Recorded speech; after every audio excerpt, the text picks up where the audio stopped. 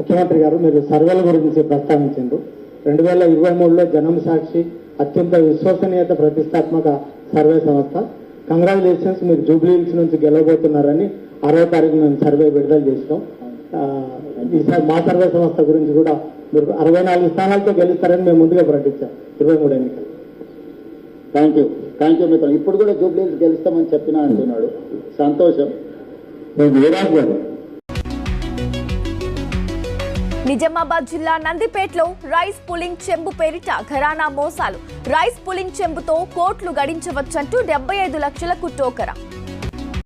మరొకసారి మా సార్కి అవకాశం కల్పించినటువంటి పెద్దలు రేవంత్ రెడ్డి గారికి, అలాగే ఏఐసిసి అధిష్టాన పెద్దలైనటువంటి ఖర్గే గారికి, అలాగే మన భారత ప్రధానమైనటువంటి మన ప్రియతమ నాయకులు రాహుల్ గాంధీ గారికి, అలాగే మన యంగ్ అండ్ డైనమిక్ సీఎం అయినటువంటి ప్రజానికం తరఫున, యువత తరఫున పేరు పేరున ప్రత్యేక కృతజ్ఞతలు తెలియజేస్తూ ఈ అవకాశం ఇచ్చినటువంటి జిల్లా కాంగ్రెస్ కమిటీ అధ్యక్షులైనటువంటి మోహన్ అన్న గారికి ప్రత్యేక ధన్యవాదాలు. Thank you very much. ఇప్పుడు సోదరుడు మాజీ వక్ఫ్ బోర్డ్ చైర్మన్ జావేద్ అక్రమ్ గారిని 2 నిమిషాలు మాట్లాడుతున్నారు. आज यहाँ पर जो मौका दिया गया है, सबसे पहले मैं हमारे जिला सदस्य यहाँ पर आज वेलकम जो सभा जो यहाँ पर हमारे और आपके हरवीर अजीज कायद, जो तेलंगाना के सीनियर कायद, जो कांग्रेस पार्टी को निजामाबाद जिला ही नहीं बल्कि आसपास के बाजू के వేదికకి రావాల్సిందిగా వారందరూ కూడా స్వాగతం పలుకుతున్నాం. అదేవిధంగా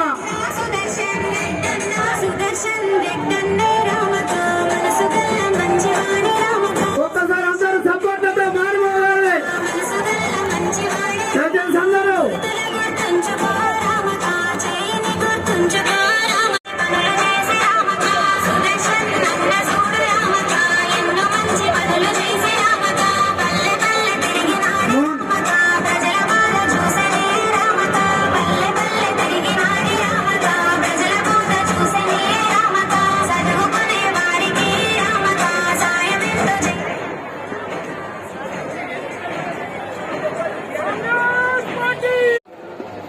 షబీర్ అలీ గారు, ఇతను భూపత్ రెడ్డి గారు అందరికి కూడా స్వాగతం పలకాల్సిందిగా ఒకసారి సపోర్ట్లతో స్వాగతం పలకాల.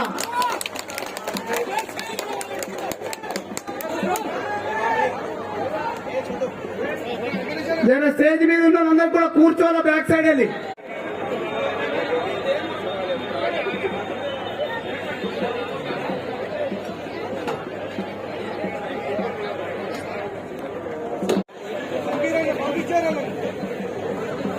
పిసిసి అధ్యక్షులు గౌరవనీయులు మన బడుగు బలహీన వర్గాల బలమైన నాయకులు మహేష్ కుమార్ గౌడ్ గారిని సన్మానిస్తున్నటువంటి జిల్లా కాంగ్రెస్ పార్టీ అధ్యక్షులు మానాల మోహన్ రెడ్డి గారు.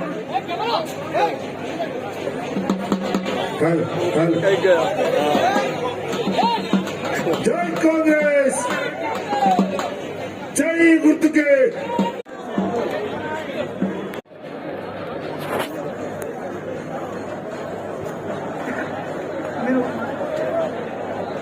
ఇప్పుడు కాలాతీతమైంది.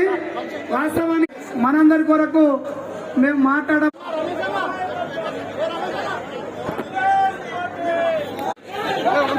బోధన శాసనసభ్యులు మోహన్ రెడ్డి గారికి, అలాగే భూపత్ రెడ్డి గారు, సమయం లేదు పేర్లు అద్దంటున్నారు కానీ మళ్ళీ వెనుకకెళ్ళమంటారు, దయచేసి క్షమించండి. ఇక్కడ స్టేజ్ మీద ఉన్న పెద్ద నాయకులు, మాజీ మంత్రులు, మాజీ ఎమ్మెల్యేలు, మాజీ ఎమ్మెల్సీలు మరియు వివిధ పోస్టులో ఉన్న వాళ్ళు, అలాగే ప్రెస్ మిత్రులకు, ఇక్కడికి వేల సంఖ్యలో వచ్చేసిన మా మహిళా సోదరిమణులకు, సోదరులకు, మీ అందరికీ కూడా ఈ సుదర్శన్ రెడ్డి సార్కు ఆశీర్వాదం ఇచ్చేందుకు వచ్చినందుకు మీకు ధన్యవాదాలు, కృతజ్ఞతలు ఇప్పించినాం. उसमें मेरे भाइयों, आज मैं ये फख्र से कहता हूं कि हमारे मुस्लिम भाइयों को यहाँ से मैं कह रहा हूं कि 5 दिन पहले हमारा मेडिकल कॉलेज का यूनिवर्सिटी का रिजल्ट आया. उस रिजल्ट के अंदर 1245 వేదిక ముందున మీ అందరికీ సోదరిమణులకి, పాత్రికేయులకి, యువకులకి, మహిళలకి అందరికీ నమస్కారం. ఇవాళ సుదర్శన్ రెడ్డి గారు ప్రభుత్వ సలహాదారులుగా నియమితులై మొదటిసారి నిజామాబాద్కు వచ్చేసినటువంటి సందర్భం. నేను మీకు స్పష్టం చేస్తా ఉన్నాను, వారు ప్రభుత్వ సలహాదారులే కాదు, నిజామాబాద్ జిల్లా కూడా వారే మంత్రివర్యుడు. పట్టుదలతో చేసేటువంటి అలవాటునటువంటి వ్యక్తి ఆయన. అది వ్యాపారంలో అలాగే రాజించాడు. తర్వాత రాజకీయాలకు వచ్చిన తర్వాత కూడా ప్రతి ప్రజా సమస్యని తన ఇంటి సమస్యగా, తన సొంత సమస్యగా పరిగణించి దాని మీద పట్టుదలతో పనిచేసిన సందర్భాలు ఎన్నో ఉన్నాయి. వారు శాసనసభ్యుడిగా, తర్వాత మంత్రిగా, ముఖ్యంగా మెడికల్ కళాశాల తీసుకురావడంలో వారు పట్టుదల లేకుంటే నిజామాబాద్కి మెడికల్ కళాశాల వచ్చేదే కాదు. నేను ప్రత్యక్షంగా చూసినటువంటి సందర్భం. ఢిల్లీకి వెళ్లి ఇక్కడ అవకాశం లేకున్నా ఢిల్లీలో గులాబ్ నబీ ఆజాద్ని మెడికల్ కౌన్సిల్ ఆఫ్ ఇండియా అధికారులు ఒప్పించి మెప్పించి నిజామాబాద్కి మెడికల్ కళాశాల తీసుకురావడంలో వారి వంతు కృషి చేసినటువంటి సందర్భం. ఇరిగేషన్ శాఖ మంత్రిగా ఇవాళ భూపతి రెడ్డి గారు చెప్పినట్టుగా ప్రాణహిత చేవెళ్ల ప్రాజెక్టులో భాగంగా ఈ జిల్లాకి 20, 21, 22 ప్యాకేజీలు తీసుకురావడంలో వారు ప్రముఖ పాత్ర వహించినారు. ఇది వాస్తవం. రైతులంటే ప్రేమ ఉన్నటువంటి సుదర్శన్ రెడ్డి గారు ఆనాడు కెనాల్ ఆధునికను గాని 20, 21, 22 ప్యాకేజీలు తీసుకొచ్చి నిధులిప్పించిన ఘనత కూడా వారిదే. ఇంకొక 6 మాసాలు ప్రభుత్వం ఉంటే ఆ ప్యాకేజీలను కూడా వారి నేతృత్వంలో ముందుకు సాగేటువంటి అవకాశం ఉండే. కానీ దురదృష్టం, తెలంగాణ ప్రజలు వేరే ప్రభుత్వం తీసుకొచ్చినారు. ఆ ప్రభుత్వం ఏం చేసిందో మీకు తెలుసు. ఈ ప్యాకేజీలన్నీ కూడా అటకెక్కినటువంటి సందర్భం. ఆచరణ సాధ్యం కాని వాగ్దానాలు చేసి, ఆచరణ సాధ్యం కాని కాళేశ్వరం ప్రాజెక్టు కట్టి 1,20,000 కోట్ల ప్రజాధనాన్ని గోదావరి నదిలో పోసినటువంటి ఘనత కేసీఆర్ గారిది అనేటువంటి మాట ఈ సందర్భం మీకు మనవి చేస్తా ఉన్నాను.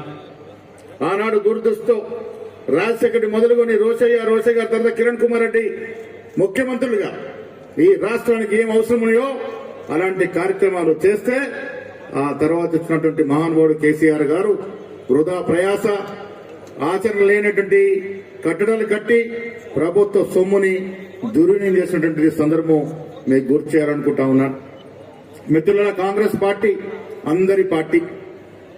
కాంగ్రెస్ పార్టీకి రైతులన్నా, యువకులన్నా, నిరుద్యోగులన్నా, మహిళలన్నా ఇష్టం అన్నట్టు మాట ఇవాళ రేవంత్ రెడ్డి గారు ప్రభుత్వం సాకారం చేస్తున్నటువంటి సందర్భం.